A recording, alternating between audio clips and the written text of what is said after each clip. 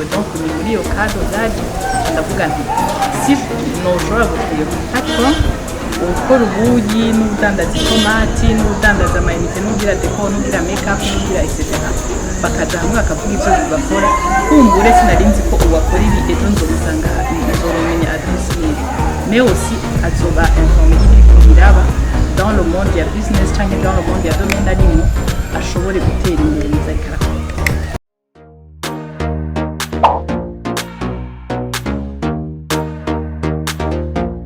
Kazoar TV. Bonjour, bonsoir, bon après-midi, de là où vous êtes, bienvenue sur Kazoar TV. C'est Alicia Gateretse, votre présentatrice. Aujourd'hui, twagendeye l'Université Lumière de Bujumbura, campus Mutaga. Tukaba twagendeye mu enseignante Kubahize Lumière, mumaze kumutora, ni directrice des ressources humaines ici à l'Université Lumière. On va parler du féminisme, nowadays, comment les femmes d'aujourd'hui sont, comment elles gèrent leur quotidien, comment la diversification des différentes tâches y'umupfasoni, y'umukobwa muri génération y'ubu. So, sans plus tarder, je vous la présente à Mahmoud, Maza Kumumenya, Maza Kubidondora, elle va se présenter. Abasanzwe bamuzi namwe, you are welcome, make comments, like, share,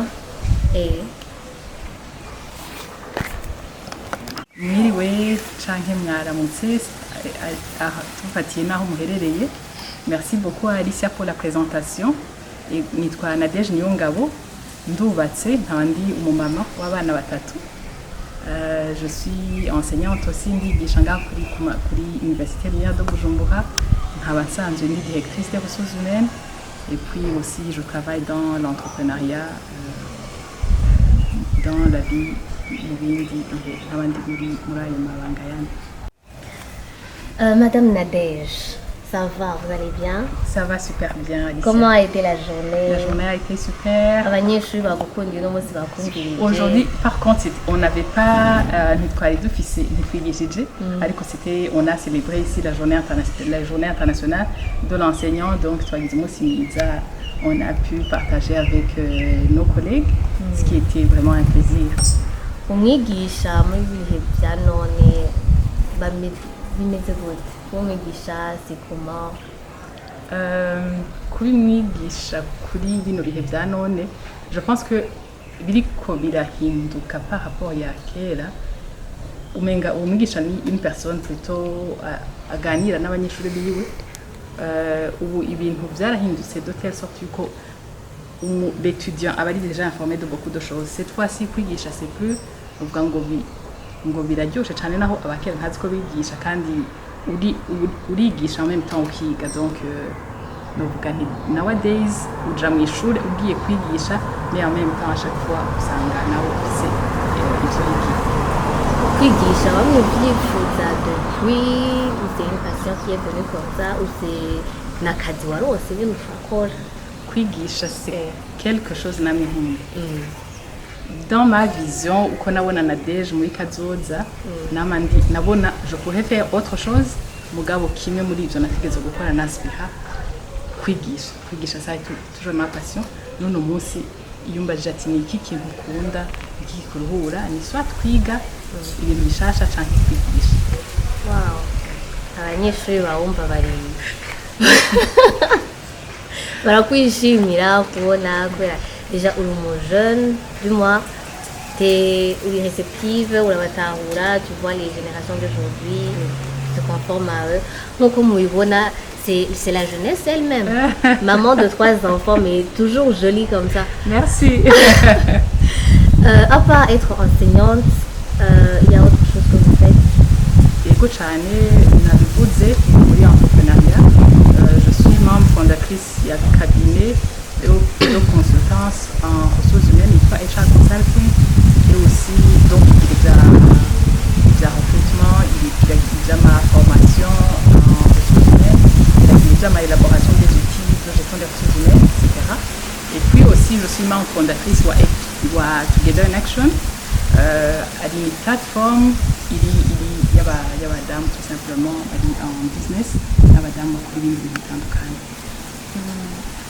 Iyo HR Consulting, vous donnez nous donnons des formations comment un jeune, par exemple, a un entretien d'embauche. Voilà, sur. Vous pouvez le guider. Par exemple. Comment établir son CV. Exactement.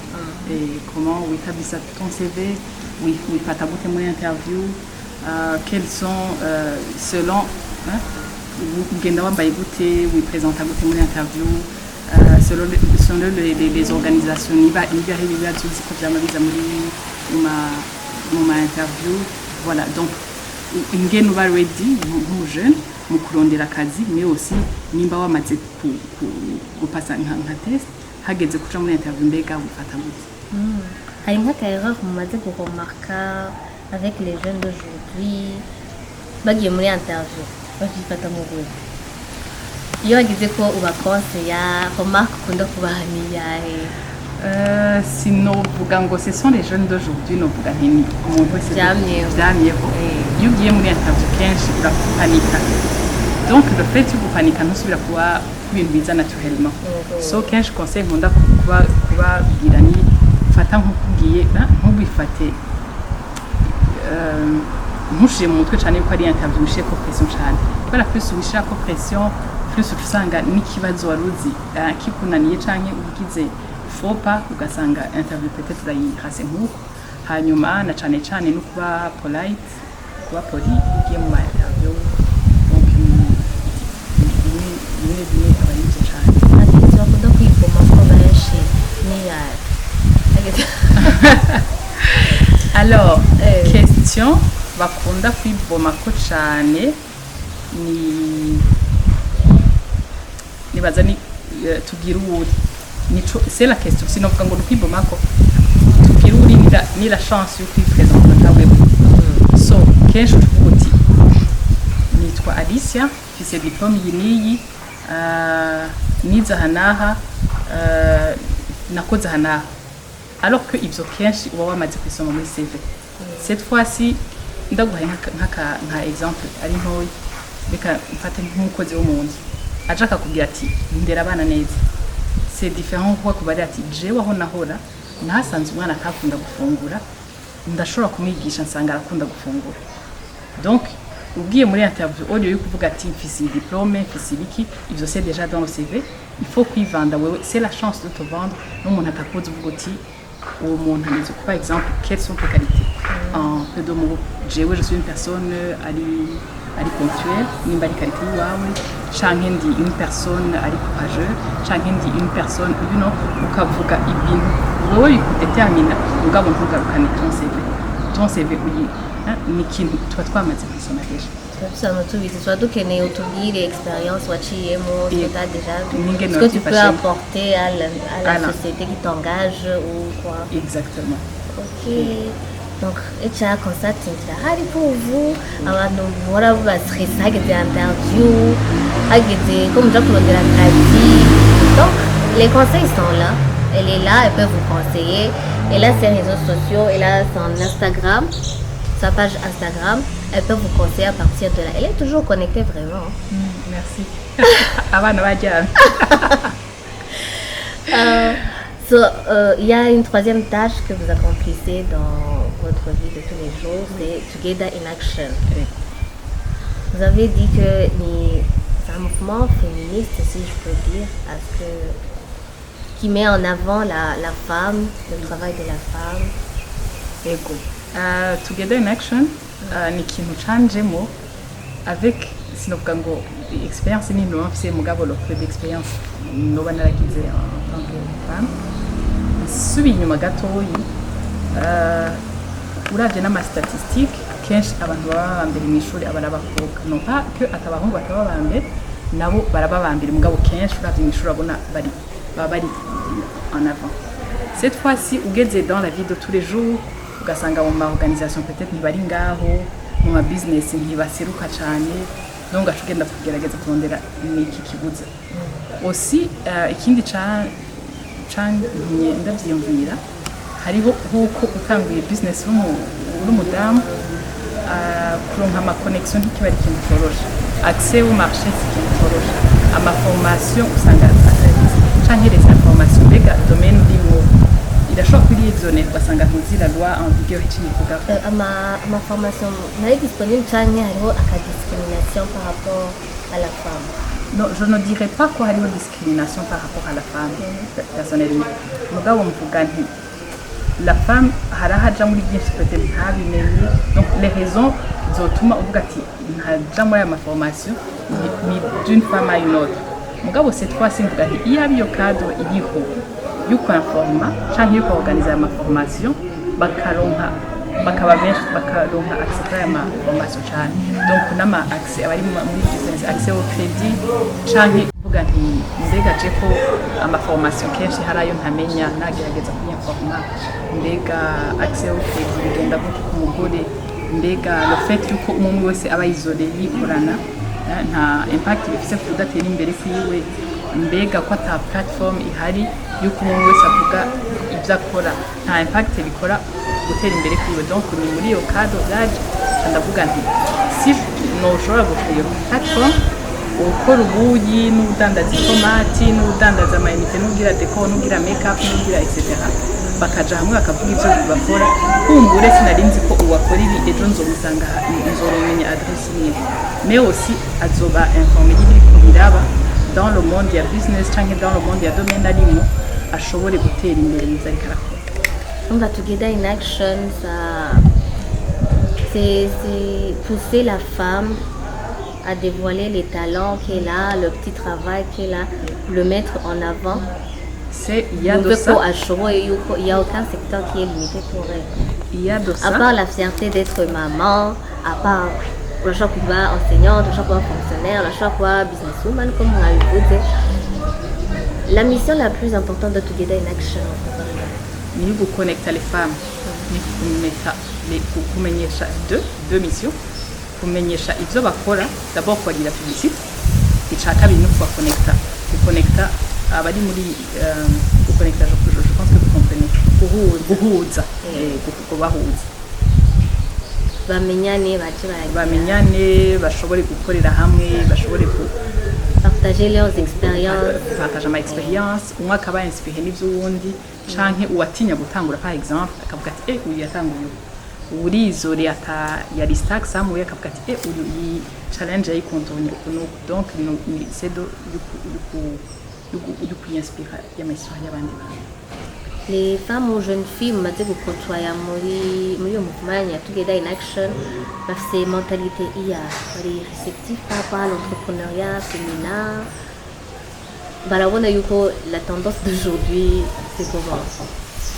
Franchement, de nos jours, la jeune femme ari créative kandi cyane.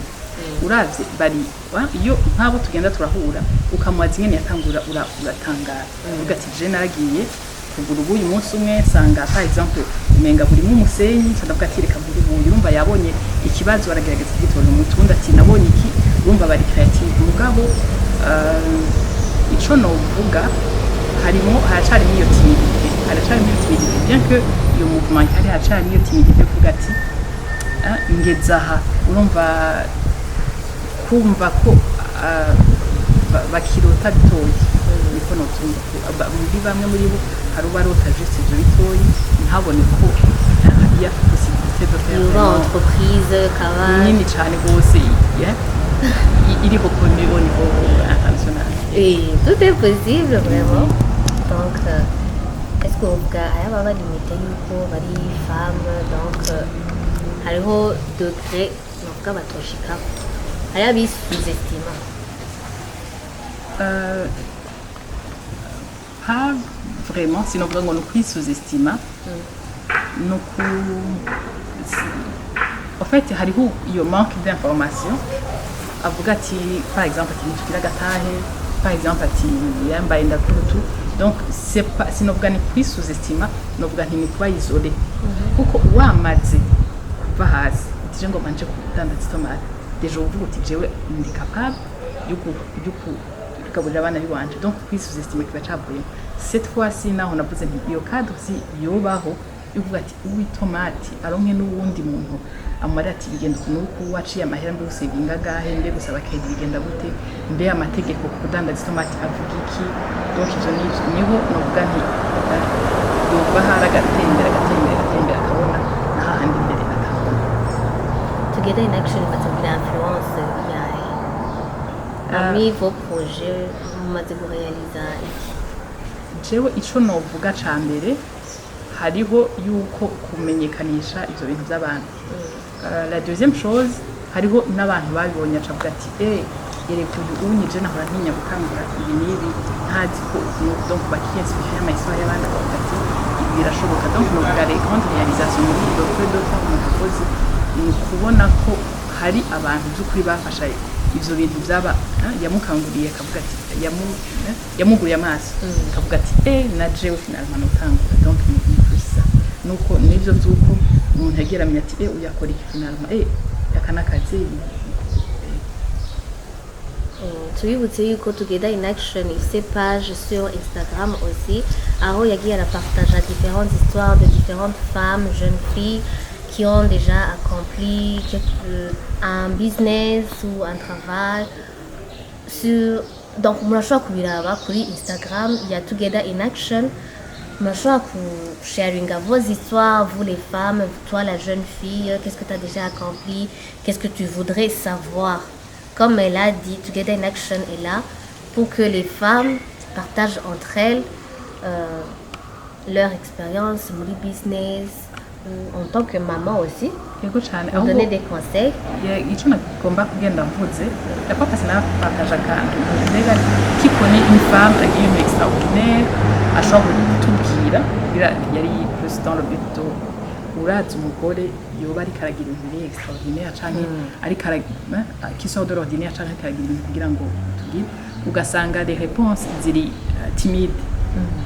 Rero cette fois-ci nukuri abaza kuraba iyi émission ukaba ufise idée de projet canke ukaba ufise ikintu maze guheriza canke ukabuzi umuntu maze guheriza ikintu canke uvuga uti jewe je suis sur le point de commencer mugabo ndashaka kugira publicité parce que la publicité deux personnes bamenye ikintu ciwawe usanga les deux bazobarira babiri bandi babari babiri hamamira c'est comme ça abarundi turakunda kuyaga kandi akahari karamenyekana donc nukuvuga kuja muri Together in Action umva turafise n'ibindi bintu ushaka kuzogira no organiza ama conference y'abagore kubashira mu migwi nk'abasaba amakredi urumva niho ndabahamagara nti uwo muntu wese yokumva by'ukuri ari intéressé kubaza arashobora kutwandikira akatubaza ari ikibazo aisha terera ari uwazi ari iki kugira ngo dutezanye imbere dushobore kuzobona aho dushika mu byo twakora. Donc la femme d'aujourd'hui, je dirais à la somme à tout c'est pour être accomplie au fond de même dans sa vie. Neza cyane la femme d'aujourd'hui c'est tout nama mvuga nti il faut savoir les explorer. Jewe comme nabibabwiye je suis une maman. Cette fois être maman ni kuvuga ma responsabilité menshi cyane ni kuvuga naho uri ku kazi tu es une maman naho uri muri ville tu es une maman yo casquette y'u maman muragenda mugabo lorsque tu sais que être maman ari ta tâche principale mugabo aussi kufise un autre rêve uca wiga comment tu dois conjuguer ça nama ndiko ndashokoza nk'abandi badamu tuba turi kumwe ni la même histoire turi kumwe abari wowe uheruka kuryama ryari bya feritiro uheruka gukana gatondo ryari uheruka gufungura indya zishushe ryari donc ivyo byose mugabo ça fait partie de cette vie de maman. Iyo tuganiriye n'abakuze nabo tubari ati kuri iyo myaka natwe byari imeze donc ugasanga ni ibintu ni ikintu utegerezwa kwishimira ko kibaye hamukamenya comment uyorganiza kugira ushobore kuviva pleinement de ta vie en tant que personne ari muri iyo carrière yiwawe aussi ta vie en tant que maman. Donc les passionnés, les dames qui ont des passions, qui ont des rêves, n'hésitez pas à vous qui lance à travailler, faites cela, tout est possible. Oui, une expérience on m'a dit que qui a ramené des gens, des filles, à part Donc, on combine la vie de maman, directrice des ressources humaines, Together in Action, HR Consulting, tous ces casquettes, tu gères comment? Partage ton expérience qui l'a vendu, audacieuse. Je ne gère pas. Namandoshe, ça veut dire qu'on a dit ma café. Mugabo, ce que j'ai su, ni ukuvuga ngo kwiyumvira nuko ushobora no kugera, tu n'arrives pas à gérer. Mugabo tu gères chaque jour kwayo. Par exemple, ukagerageza kuvuga uti iyi semaine je vais essayer de réaliser ça, ibiri plus important c'est ça.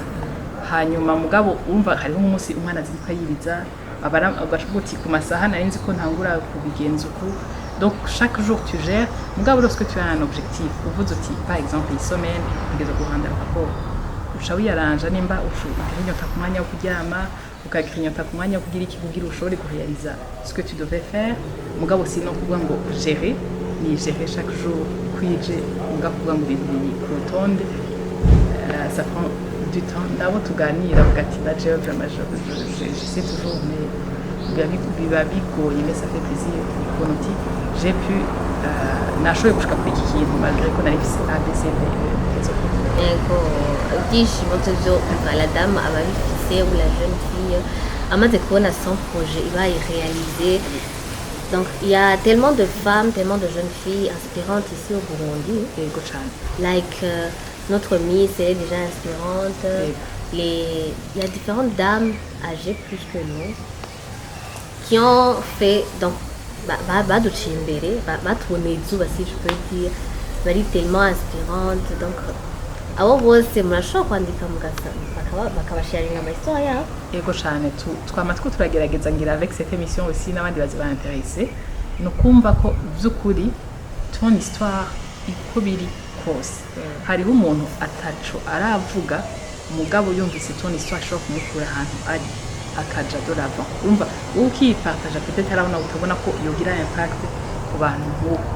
Donc mugabo ndahamagariye toute personne kabisa afise son histoire à partager. Alors nawe nabayumva kugira son mugabo partage watanguye gute aho naho wifuza gushika utarashika, tu vas oser déjà commencer, c'est un pas nini cyane. Donc partage comme ça, hariho nk'abantu nka 50 canke 100 yawe usanga ubabereye akarorero. Donc les femmes, soyons solidaires. Soyons solidaires. Les femmes sont tellement fortes. Ensemble, ensemble, ils sont rachats. Ensemble, voilà moving ma montagne. On vous a donné des conseils. HR Consulting est là. Mouchaka pour la CV, mouchaka.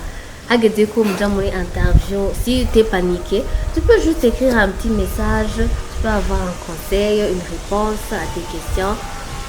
Donc la femme, la fille, t'es pas seule, on est là, on est solidaires entre nous, on s'entraide. Together in Action aussi est là pour vous. À ma histoire, votre expérience, si washoboye kumonta business yawe fasha abandi baduge. Wena ngo wagize ubwoba pour te lancer, sache que tu n'es pas seul, on est là, entre sœurs, on s'entraide toujours. So, mwakoze kudukurikirana ikatugeza.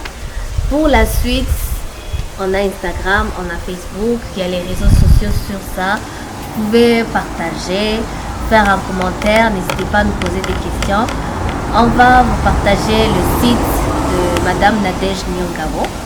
Là où vous pouvez la joindre, ses contacts. Bon, compagnie Chocu Lumière, c'est facile. Vous pouvez l'approcher ici, c'est votre enseignante. Super cool, super gentille, super jolie aussi. Merci.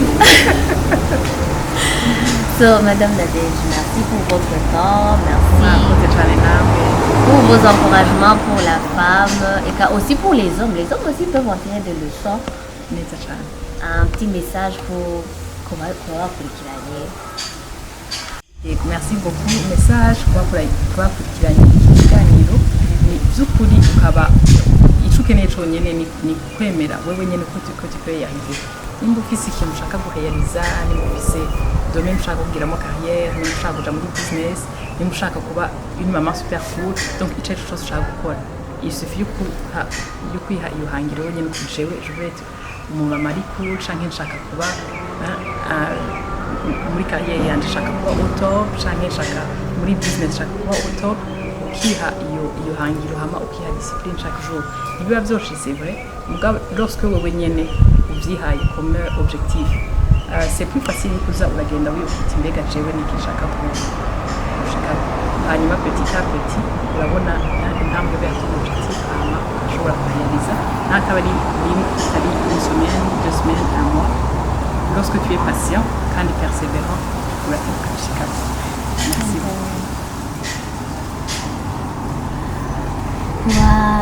chers abonnés de KZR TV nawe utariyabonesha you are welcome kugira umenye byinshi ari byo ushaka kumenya urashaka kutwandikira tukaca kubariza uwo muntu niba utashoboye kumushikira. Instagram est là, vous pouvez nous écrire, vous pouvez faire un commentaire, Facebook aussi, donc tous les réseaux sociaux ubu na excuse umuntu afise. WhatsApp est là, donc urashaka kwandika, on est là pour te répondre. Sur KZR TV, on était avec Madame Nadège Nyongabo. Likez, commentez, demandez-nous. On va vous écrire son adresse, comme ça vous pourrez la joindre. On va vous partager son lien aussi, comme ça vous saurez où la joindre. TV, nawe utari yabonesha. Quand même, tu as suivi cette émission, ça t'a inspiré, en tout cas, hari ico wasigaranye, hari ico wize, hari icakunguye muri ibi. Ukeneye ou joindre notre invité, on te fait partager son lien sur les réseaux sociaux aussi, tu peux la trouver. Madame Nadège Nyongabo, on vous remercie. On continue notre journée, on continue notre travail. KZR TV, we run the world. The solution of our dreams.